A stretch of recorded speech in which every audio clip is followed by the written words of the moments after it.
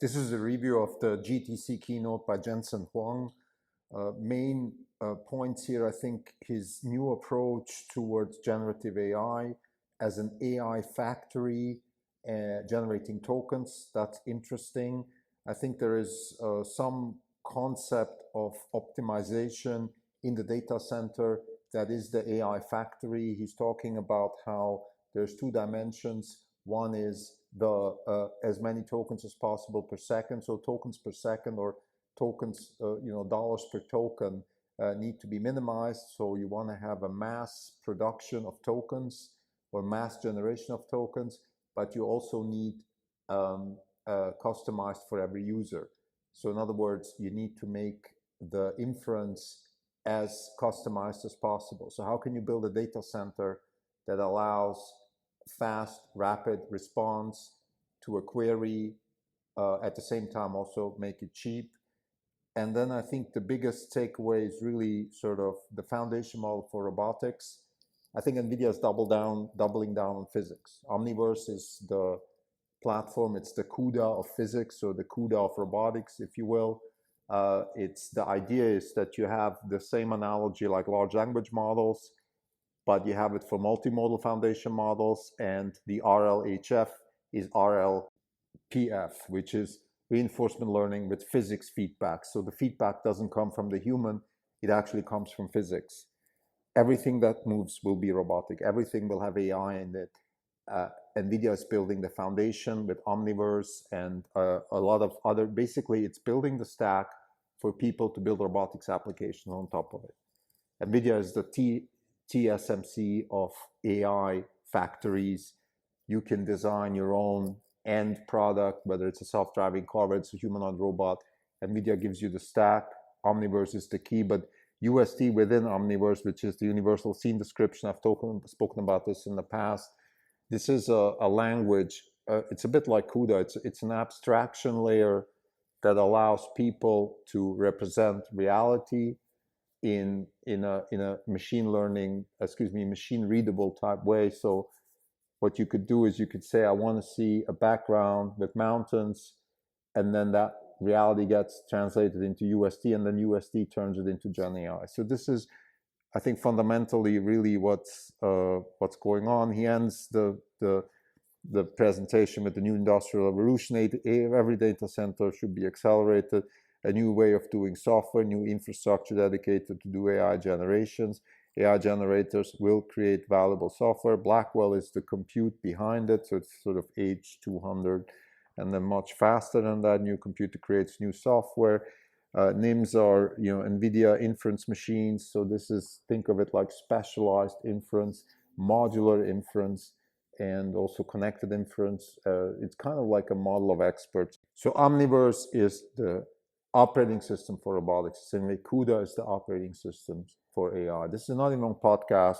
It's March 19, 2024. This is Krimdelko. Since the last update, we are up 5%. The market is up 1%. For the year, we are down 18.7%. The market's up 8.7%, on from that 27.4%. So NVIDIA's GTC is the big conference, developer conference for NVIDIA. Jensen Huang's keynote is always very interesting because he has this incredible ability to formulate concepts, very complex concepts, in my opinion, in a very intuitive, not simple, but intuitive way. It's pretty complex what he's talking about, but he's doing it in a way that it's understandable. So for example, he's using the concept of the AI factory. What he's trying to say is the analogy of electricity generation in the 19th, 20th century, sort of turn 19th to 20th century. We are now in an age where we're turning electrons into tokens, and then those tokens are connected in a certain way through self-attention transformers that can extract interesting patterns and maybe understanding, and in the end, what we call AI. So AI is really a sort of a plethora of concepts which can be summarized as the ability to extract patterns from data and deduct useful knowledge from it, whether it's for robotics, whether it's to write poems, whether it's to summarize books. So this is the fundamental idea, and it's done through tokens. So the token is the electron of the AI age. So when the in the 20th century, Thomas Edison and Nikola Tesla and George Westinghouse, what they did is they created electrons out of other forms of energy. And what we're doing here is we're using energy again and compute and memory to develop two tokens that can be used to extract knowledge from the world. The way Gen AI works is we have a compressed version of knowledge in memory. So a model, whether it's GPT or Claude, is a very compressed version of the real world. In the case of GPT and Claude, it's mainly the internet, but you could expand to the real world, the multimodal world, where you also have video, and that compression is in a way that we also can extract knowledge through tokens. So we store everything in token form. The tokens have attention implicit natively in the model.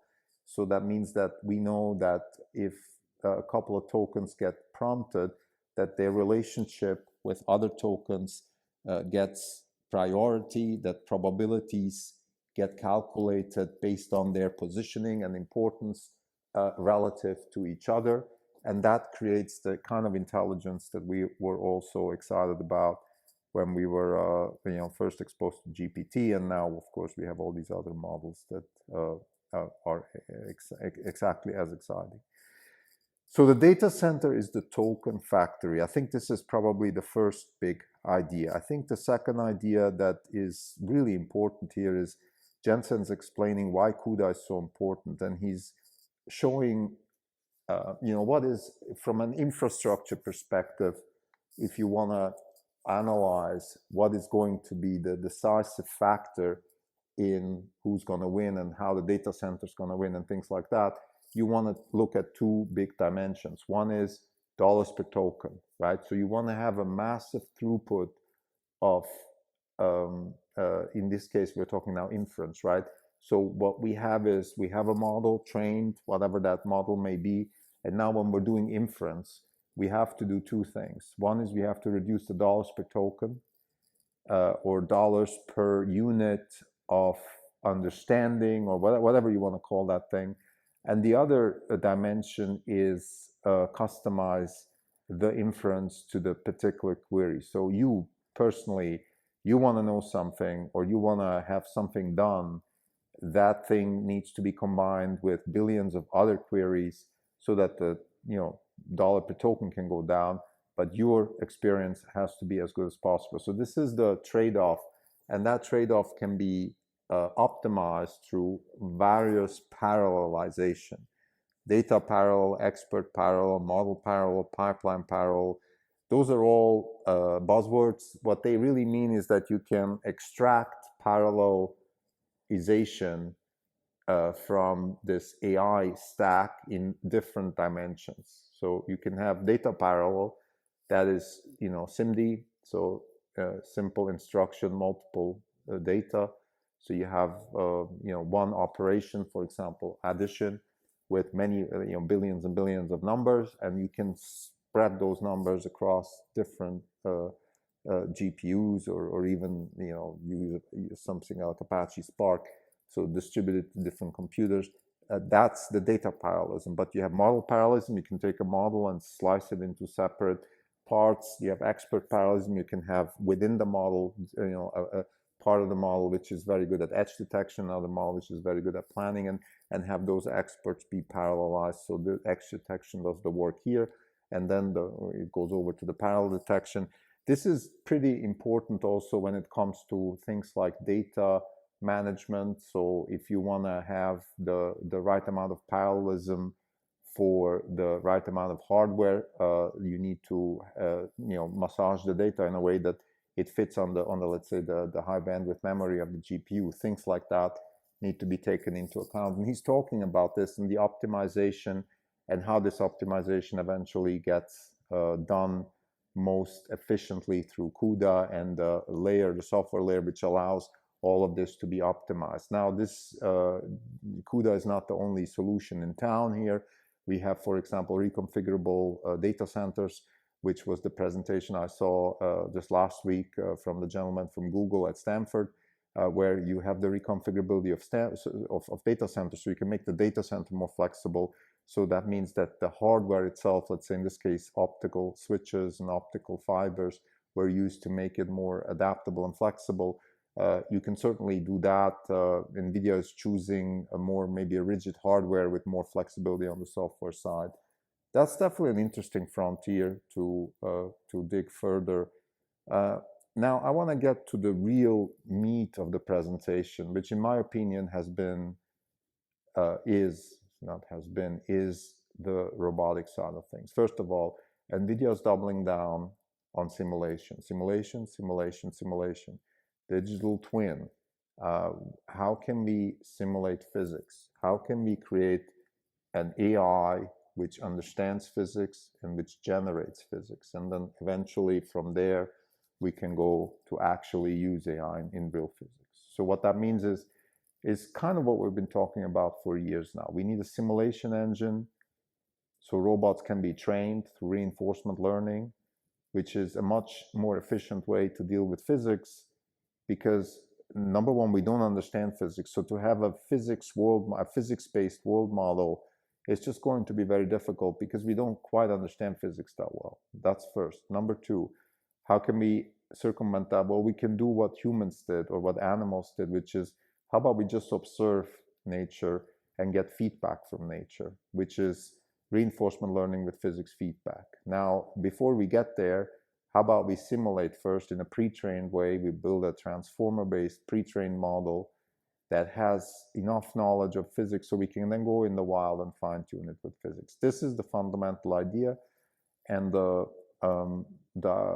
operating system for that is Omniverse. Omniverse is a set of tools and software and hardware that allows the representation of what is seen in a USD, the Universal Scene Description language. So that's kind of like the CUDA of physics, if you will. So mountains, leaves, apples, a falling apple, all these things have a certain encoding that is standardized, so the machine can read it, understand it, and also it's transferable to an apple falling from a tree versus an apple falling from a hand, and the hand, it has different, all these things have representations which are standardized. I mean, this is really along the lines of RTX, RTX1, RTX2, where, the Google thing, I think it's called RTX. What we want to have is a standardized description of reality in virtual space. Then we train these things in virtual space. I think Jensen spent at least half his presentation talking about digital twins. Digital twin is a representation of, let's say, a factory in virtual reality or in silico. This goes back to what he was talking about at JP Morgan 24, right? In silico design of chips, in silico design of drugs, in silico design of warehouses, the software-defined warehouse, software-defined drug discovery, software-defined car. All these words are fitting into this concept of massive simulation as a foundation for robotics. And this is really in line with our idea of the foundation model for embedding in decision-making agents. We started this series about 2 months ago. So this is the age, we're in this age. We're in a reinforcement learning age. I'm working on an essay, Theory 2.0 and the Era of Hyperconjecture, which is a more general, theoretical, philosophical conversation of the same theme, which is that we're not going to need physics-based model. What we need is an engine that can use reinforcement learning at scale and low cost to develop foundation models for embodied decision-making agents, which then can be transferred into the real world. I think Omniverse, again, is the key to this. Omniverse is the CUDA to robotics, or what CUDA is to the AI data center. Omniverse is to robotics. Omniverse is Well, let me give a bit more formal definition of what Omniverse is. Omniverse is a 3D rendering engine for digital twins, Gen AI, the metaverse. Think of it like it has a universal file format, which is the universal scene description language, and that allows for interchangeability. So like I said before, you can describe an apple, a falling apple, a tree, and these things are interchangeable. The tree can be in a forest, the tree can be in a room, it doesn't matter. Because everything is standardized, you can literally use it as a base to generate pictures and videos. Omniverse is the 3D engine. It has the ray tracing technology that makes things look very realistic.